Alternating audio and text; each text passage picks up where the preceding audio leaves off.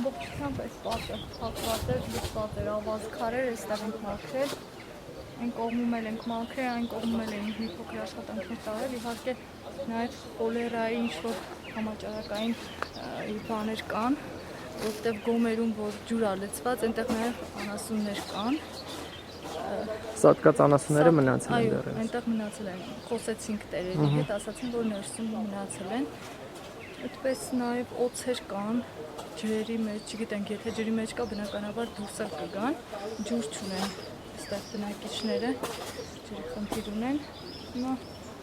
ինչով կարողանում ենք այդքանով էլ օգնել։ Ինքնաբուխ կազմակերպվել եկել եք օգնելու։ Այո, ինքնաբուխ ընկերներով, որ ցանկացել են, եկել են կամավոր օգնելու, ինչքանով որ կարողանանք։ Պատկերացեք, մենք նաև այն զանգահարեցինք, որպեսզի ճշտենք իրենք այստեղ, քանի որ ասացին օձ կա, համաճարակային խնդիր կար, հետո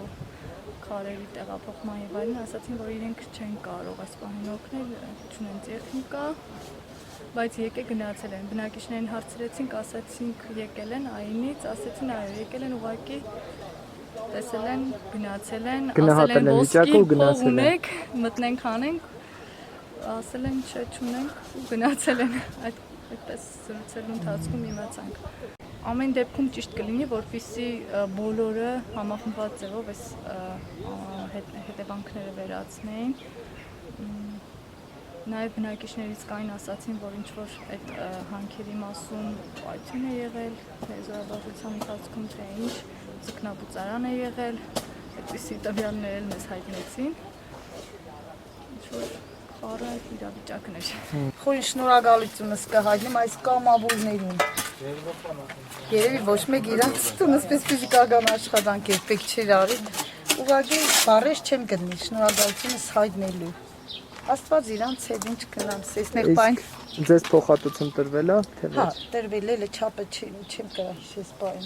Ասել եմ, չեմ հաշվի համար վերա։ Շատ է վնասել։ Մենք ուղներն է։ Ամեն երկում օգնողներն արդեն շատ են, շատ, արդեն տես եկան։ Այս լցումային կողմ, որպեսզի մեծ տեխնիկայով կան հանել, այստեղ